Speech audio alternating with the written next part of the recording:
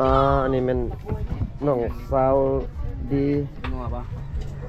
ยังสิงัวมาแต่ไสนี่นะซื้อฮะเสียไปไสหรือย่อมาทางนี้ว่าอะไรใครเจอไอ้สองคนให้ช่วยสองคนแม่นบ่พี่น้องตั้งใจจะให้เอาเมื่อบ่เลยให้กินให้กินอยู่นี่ เอ เว้ย อเบียร์ให้เอาเมื่อติเบียร์นี่บ่เลยกินอยู่นี่แหละบ่น้องมามอบเป็นยังอีกแล้วนี่นะ ข้าวลาม ก็มกอ้อยแล้วก็มัน แม่นข้าวต้ม มอบสิ้นงัวสิ้นควายแล้วก็ยังมามอบแนวอยู่ในกินอีกหน่อย กินนี่ลืมบ่กินนี่นะ มีเรามีเบียร์อีกเนาะโอ้พี่น้องเว้ย กินนี่ลืม มื้อนี้ สินงัวสินควายแล้วก็มอบเบียร์แล้วก็มีเป็นข้าวต้ม แสดงว่างานบุญบ้าน อีก บุญบ้านน้องนี่แสดงว่ามื้อนี้นี่ม่วนเต็มที่แล้วฮะไอ้น้องเอาลายแล้วนี่น้องไปเดียวนี่น้องแล้วให้ลายผมอ้อยนี่ อันนี้นะบอกไก่ฝากมา บ่ใกล้ว่ะ สำหรับน้องนี่สิBagi tan lihat deh yang tak 3 คนคนละแสนนะ ปลาพี่น้องเว้ยช่วยเป็นนั่นเลย Mau cha chứ. ป้า เจ้าฝากให้สมควรสมควรก็ฝากให้จุ่มเจ้า ขอบใจเด้ออ้าย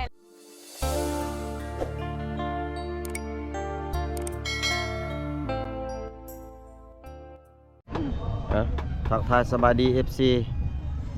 พ่อแม่พี่น้องพังลาวพังไทยพี่น้องเนาะมื้อนี้ก็อยู่กับ2บ่าวไทยคือเก่าแล้วพี่น้องเนาะมื้อนี้บ่าวไทยสิพา FC มาเบิ่งบุญกินงะอยู่บ้านของน้องสาวดีเนาะพี่น้องเพราะว่ามื้อนี้เป็นงานบุญประเพณีของน้องสาวดีอยู่ในหมู่บ้านของเพิ่นพี่น้องเอ้ยเป็นจังได๋ก็ไปติดตามรับชมนำกันพี่น้องว่าเขามีกินอิหยังแน่พี่น้องแล้วก็คนมาหลายสำหรับเนาะพี่น้องเนาะไปติดตามรับชมคลิปนำกันพี่น้องเอ้ยก็ได้อีกอย่างนี้สบายดีพอได้อย่างนี้เพียเพียควายแม่นะ อ๋อ ไม่ได้แต่ละเฮือนมันมีเพลงบัดเปิดตู้บัดพี่น้องเอ้ยมื้อนี้แม่นเป็นบุญบ้านของหมู่บ้านของน้องสาวดีพี่น้องเอ้ยกินงัวแล้วก็กินควายพร้อมพี่น้อง ของเพนีก็น่าจะเป็น พี่น้องมาหลายเลยพี่น้องญาติพี่น้องเพิ่น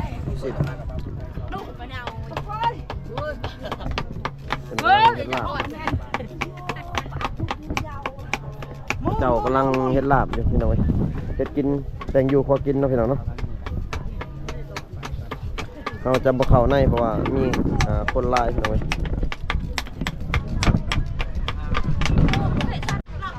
อันนี้มัน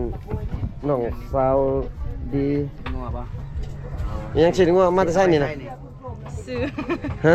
เสียไปไสหรือย่อมาทางนี้ ว่าอะไรใครเจอไอ้สองคน ให้ช่วยสองคน แม่น บ่ ให้เอา พี่น้อง บ่นี่ ให้ ตั้งใจจะอ้าย ให้เอาเมื่อบ่เลยให้กิน ให้กินอยู่นี่ เอ เว้ย อเบียร์ให้เอาเมื่อติเบียร์นี่ บ่เลยกินอยู่นี่แหละ เบียร์กับซีนเอาเมื่อเบิดน้ำบ่ก้อย อันนี้สินงัว2พูด สินงัวนี่2พูดพี่น้องเอ้ยแสดงว่าคนละพูด ใส่ทองยาง เอามาเลย เบียร์กับแก๊สหนึงกับเมื่อ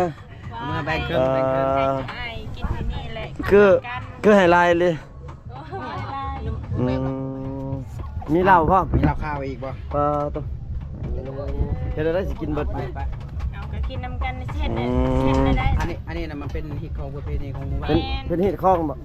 อ๋อคือว่าเป็นไห้เป็นพูดนี่เป็นอะไรคือว่าไห้เป็นพูด ใช่แปลว่าบอกให้จุไอ้มาพี่ แบบคนที่เฮาบอก แม่ อ๋อแล้วต้องให้จะต้อง ถ้าแบบเฮาบ่จะกินอยู่นี่เฮาอยากเอามือเด้ กับตั้งใจ อย่าเบียร์ก็ยังเมื่อ ได้ นะ แหละถ้าว่าจะให้ มีแต่อันนั้นให้เขาเจ้า แม่น ซอยเอา ให้กินรถ ซอย ให้กินรถ ซอยเอาเขาให้ลาบแล้วติอยู่หั่น ซอยก็ได้ ซอย เจ้า เปี เฮ็ด ย ลาก บได้อันนี้ก็ซอยเอาก็ได้ ๆซอยมา ซอยให้กินรถให้ จะ กิน ขอบใจนะที่มีพูด น้องก็ขอบใจ ขอบใจ จุไอ้มาน้องก็ดีใจหัวเสียได้ตกไก่บ่ได้มา แม่น ให้มาดีแล้วบ่มีนึกกิน แม่น โอ้ย โอ้ ก็ ย กินเลยนี่ สิมาลายนี่เนาะมาลายหนึ่งบ่ น้ มี องมีแต่ซ้ำนี่ถ้าว่าน้องมีลายน้องก็ยังให้กว่านี้ให้จุไอ้กินอีก แม่น เปียก อ่ะ เม็ดนึง FC เว้ย งัว2คู่ เบิ่งได้นี่ 2คนแล้วก็เหล้าขาว มีเบียร์ เอาไปให้เขาให้กินรถให้กินน้ำกันนี่แหละให้ เออ แขกที่มาร่วมงานในมื้อนี้กินน้ำกัน เหล้านี่ เรานี่กินเบิดแต่กินวนบ่ได้ พี่น้องเว้ยให้น้องเพิ่นไปซอย หลังจากเพิ่นมอบแล้วก็ให้เพิ่นมาเฮ็ดสู่กินเนาะ แม่นให้เพิ่นเอาไปเฮ็ดสุกินโดด นะ เจ้าให้ได้เนาะกินหลับกินหลับดิ ซอยเลย บ่เจ้าได้กินชุบได้กินดิบ กินได้เบิด กินได้เบิดกินได้เบิด ดิบก็ได้ ไป เบียร์นี่เด้ซะกินบ่เบิดบ่ได้บ่กับเรานี่ บ่ได้ เบียร์บ่ได้ กินเบิด กินน้ำกันกินอยู่นี่แหละ นี่ก็ข้าวมันบ่ แต่กับมอบให้จุไอ้2คนแล้วให้จุไอ้ถ้าว่าจุไอ้จะเอาเมื่อก็เอาเมื่อเลย บ่ได้เมื่อแล้วว่าพระสิเอาเมื่อเนาะ กันสิเอาเมื่อน่ะเอาเมื่อคนดีกว่าแหล้ว เฮ้ย เบาอันนี้ เอาคนเมื่อ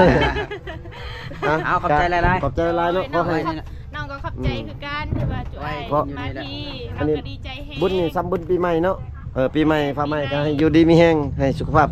ร่ำรวย โดย ถึงห้อยละเลขก็ขอให้ได้ผัวไว ขอให้ตึกขอให้ตึกเลขตลอดเด้อ ขอให้ได้พอหอมไวๆเนาะ ไปได้เดือนไว น้องก็เฮงต้องการอยาก วันนี้นี่อ่ะ เอาแม่นรถไปมา เอา ก็ แม่นเนาะ ให้เพิ่นกินรถนี่คือกันเฮ็ดกินสุกินกันไปมา ก็เจ้าเฮ็ดกินเลยเนาะ กันนี่แหละเอาบ่ได้เอาเมื่อดอกเอาบ่หยอกซื่อ ให้น้องเพิ่นเฮ็ดขอบใจ ใจคือการ ให้น้องเฮ็ดกินพี่น้องกินแล้วก็ ๆไว้กิน เอาผักค่ะเอากินอะไรไม่ได้ ฮะ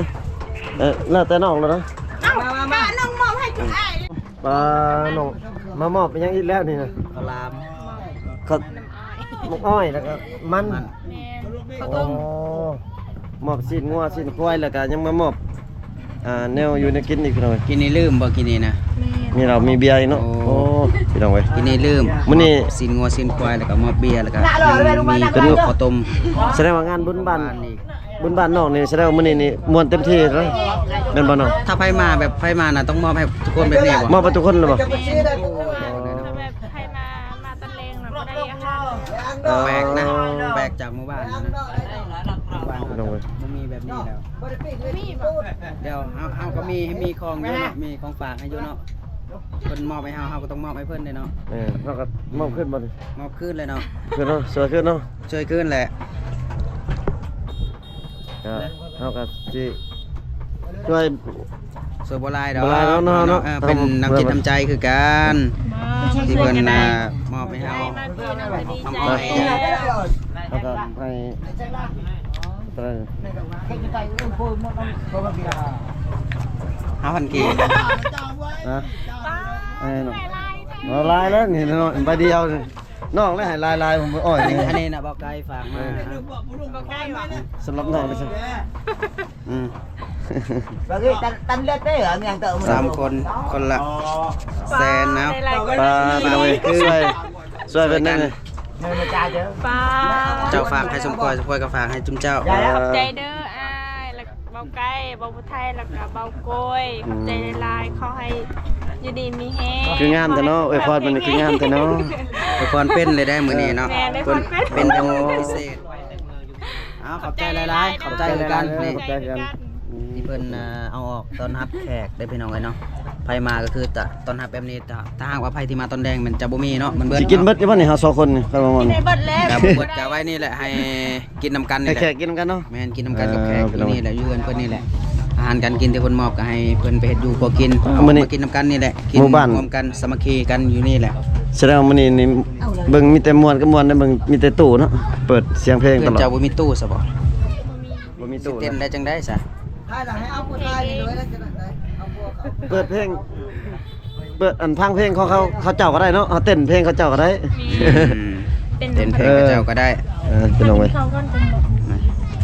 เอาไปไว้หรือว่า เอาไว้นี่ไว้ อันนี้ยังอยู่เอาไปไว้โลกก็ได้ ไปอยืนนี่ได้ คนอื่นมาก็ให้เขาอีกก็ได้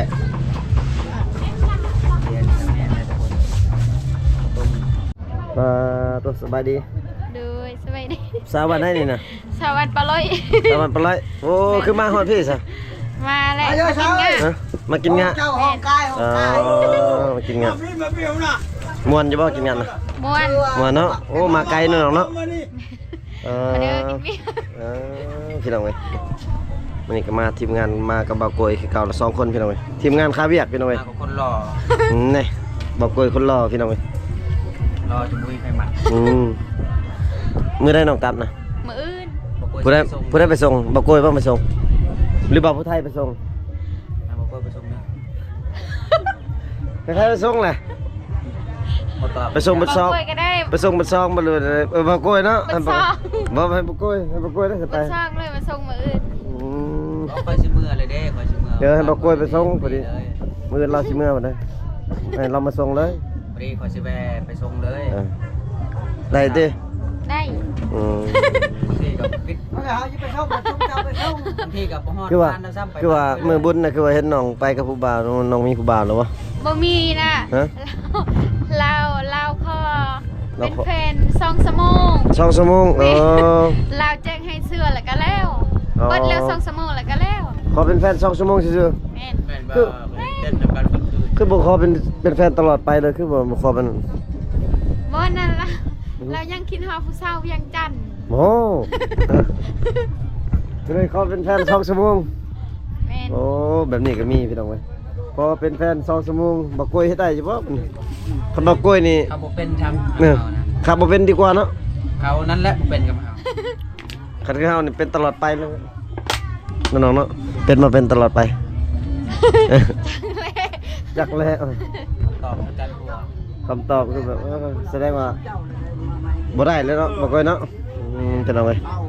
มื้อนี้ก็อาหารการกินก็โอ้หลายพี่น้องเว้ยมาอยู่เฮือนน้องสาวดี บอกว่ากินก่อนได้ คักๆม่วนเนาะบ่กล้วยเนาะถ้าผู้ใดได้มาอยู่ในเขตชนบทโอ้หำห้องว่าม่วนพี่น้อง แบบ FC ได้มาลองเบิ่งเนาะ แม่น ปีละครั้งเท่านั้นเด้บ่ได้ แม่ มี น ตลอดไปเด้อ แม่นพี่น้อง ปีละครั้อยากให้มาเบิ่งว่ามันเป็นจังไดม่วน แม่น ป้าน้องสาวดีเอาซีนงัวมาอีกพี่น้องซึ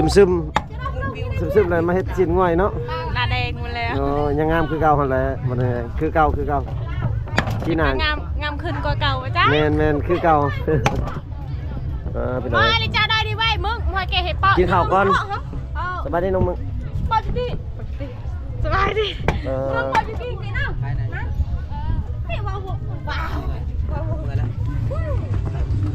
นั่นไป คนหลายเนาะ จนนั้นไปนำกัน บอเลยกินข้าวก่อนจะไปเนาะ คนหลายลีพี่น้องเว้ยว่าผลน้องซ้ำมึกกะมานำให้ไปกิน ลูกค้า บ่มา ปลูกมัน ตะบนเปาะเหรอ ไปเด้อ เปาะ เลี้ยงเด้อสิตูดน้ำกันเลย อันนี้น่ะสิ้นงัวที่ น้องตัดตัวนี้ให้อ้ายสิกินตัวนี้ สิ้นงัวที่มอบ ใหญ่ๆนะ บ่สวัสดี ฮะ สิ้นงัวที่มอบให้สมัยกินนี่บ่นี่นะ แมน ชิ้นงัวพูดในเจ้าเมื่อในพูดเนี่ยขอเอาเมื่อ เนาะ แล้วก็แบ่งกัน ตัวที่เรามอบมาเนี่ย มีแต่ซีนทั้งนั้น สิกินนางดิบกินได้อยู่ที่นางน่ะ นังเรโบ บ่ทำบ่โกยเพิ่นกินได้ บ่ยันก็ยันแค่คอยหัน เสียดายอันเบาบกไก่กับ บ่าวแทนมา เบาแทนมาทะเลาะบ่ได้มา แม่น อย่าบ่ได้แล้ว ถ้าให้เฮากับแบบ หยัดเมียเนาะหยัดเมียทุกคน เลยเนาะ คนมีเมียก็เป็นนั่นแหละบ่ยอกเด้อไอ้คาเวียร์บ่ได้ไป แม่นว่าน้องอ่อนอยู่ กินแบบนี้เลยเนาะ โอ้พี่น้องกินนัง เฮากินแบบนั้น แซ่บ นังเรมโบบ่นี่ กินบ่นังนี่ มันมาเล่นนะคนมานี่นะบอก โอ้จกแก้วของปลอมนี่ กินบ่ได้เลยยันเพิ่งไอ้ก็บอก ตัวได้เอือบบ่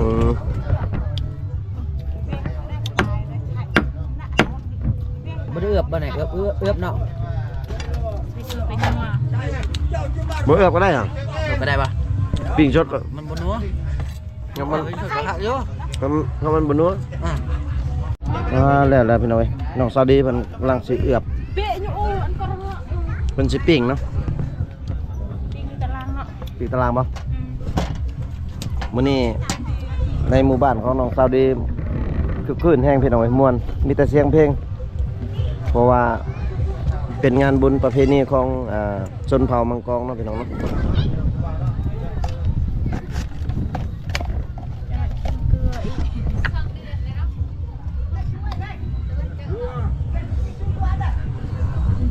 เต็มที่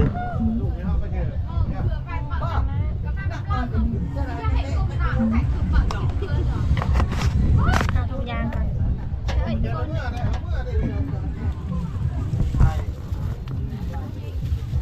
มื้อนี้ถือว่าม่วนเบิดมื้อพี่น้องเว้ย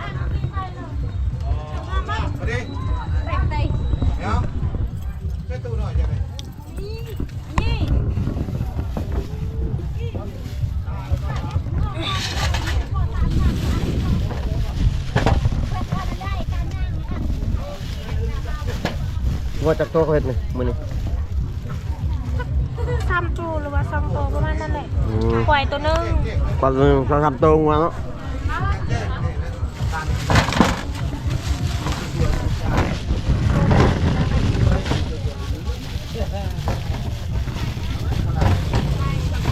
มันมีกระเพาะเนาะนี่ครับ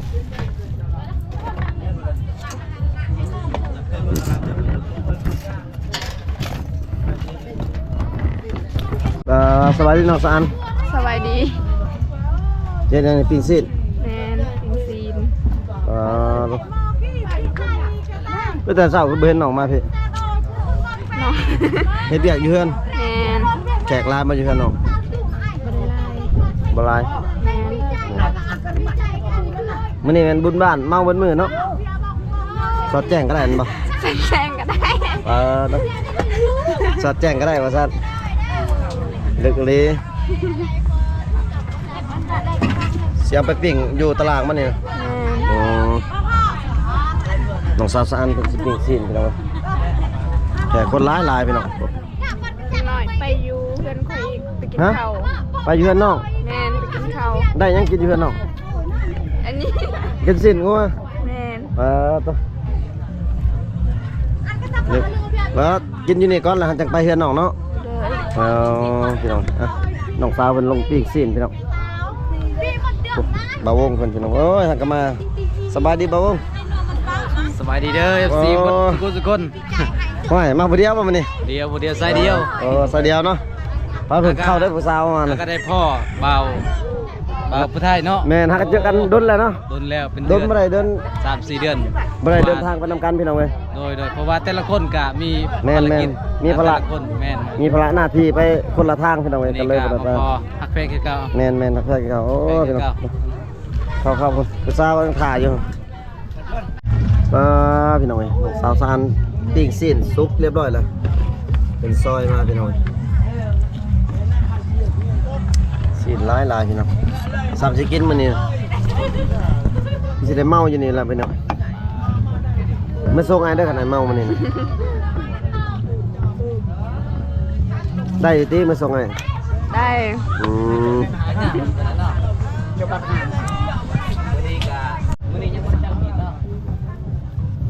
ไปอยู่เฮือนน้องเนาะ พ่อแม่ บ่มีไผเลย พ่อแม่ มีแต่พ่อกับแม่ แมน อืม แขกเหงื่อเบิดแล้ว แขกเมืองมันล่ะ แมน เออแขกเมืองมันเลยช่วงอ่านจังได๋ช่วงอ่านสิไปนะทีมงานช่วงอ่านสิได้ไปนะไปกันน้องได้บ่ ได้ บ่กล้วยได้เด้อ สาวสะอันซอยซีนบ่บัดนี้สาวพีสาวสะอันซอยซีน ปิดหน้ามันใส่กล้องไงนี่เออบ่วงเพิ่นสิถ่ายเด้อตัวพี่น้องเอ้ยหลังจากที่ทีมงานเฮาเนาะมาแต่เฮือนน้องสาวดีพี่น้องเอ้ยมาต่ออยู่ที่เฮือนน้องสาวสะอันพี่น้องเอ้ยเนาะเดี๋ยวสิพา FC ขึ้นไป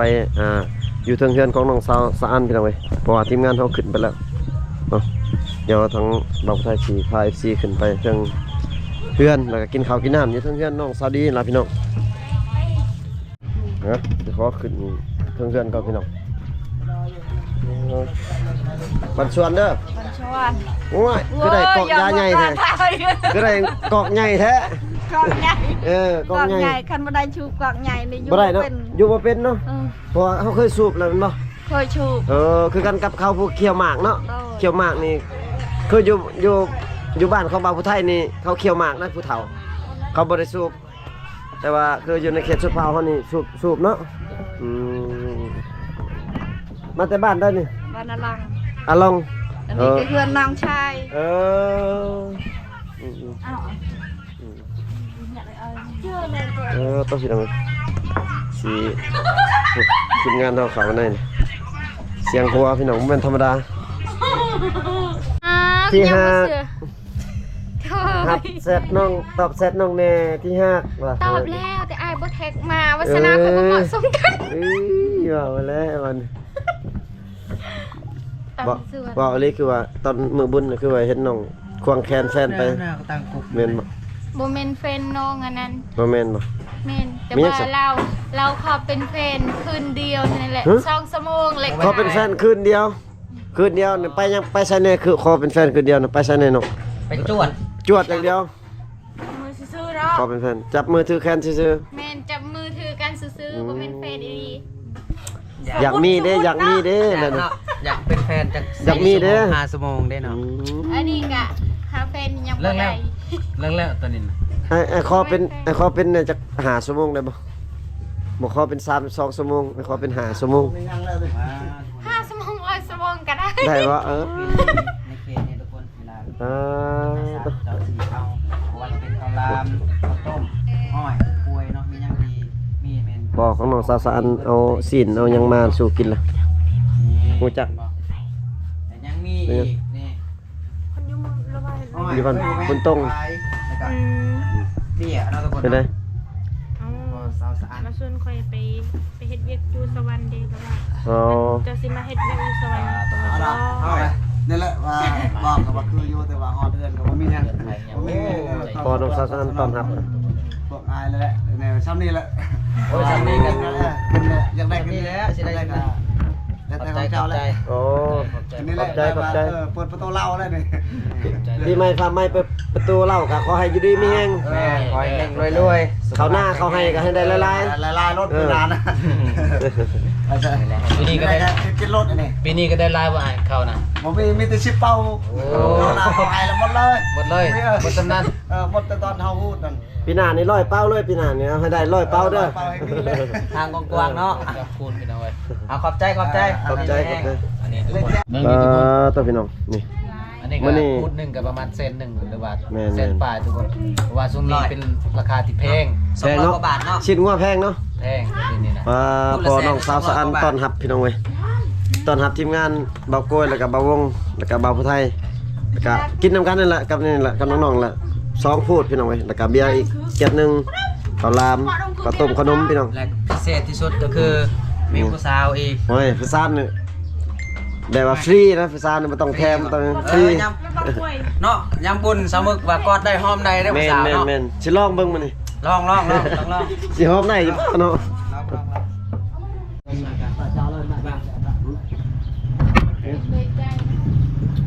ข้าวหลามพี่น้อง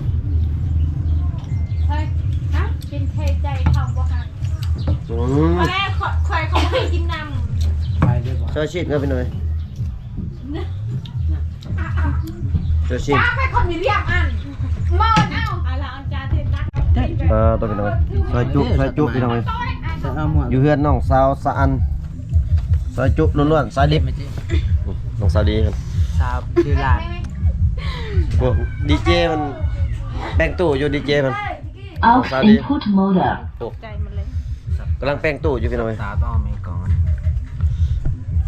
จุ เจ้าต่างหากอี พี่ ก หน่ ก็ อย คือ มาเด้อพี่น้องเด้อมาเด้อ ข้าวจอยแนะนำ ดินบุญอยู่ในเขตชนบทเนาะ เครื่องเดิมๆจางโตะเกีย มันบอกเราทำเนาะ จางต่างหากแต่มันอ้อก่อน พี่น้องเว้ยหลังจากบ่าวไทยกินข้าวกินน้ำเรียบร้อยแล้วกับบ่าวไทยก็สิได้ขออนุญาตปิดคลิปไว้เพียงเท่านี้ก่อนพี่น้องเนาะเพราะว่าน้องๆเพิ่นก็เขาเจ้ายังกินอยู่พี่น้องเว้ยเปิดเพลงตึมๆๆๆอยู่เพราะว่ามื้อนี้แม่นเบิดคืนเลยพี่น้องเขาเจ้ากินเนาะแต่ว่าทางทีมงานเฮาก็สิได้อนุญาตกลับปิดคลิปไว้เพียงเท่านี้ก่อนพี่น้องเอ้ยเนาะขอบอกขอบใจ FC ที่เข้ามาติดตามรับชมคลิปแต่ต้นจนจบนะพี่น้องเนาะอยู่ดีมีแฮงเบิดทุกคนพี่น้องเฮงๆรวยๆบ๊ายบายพี่น้อง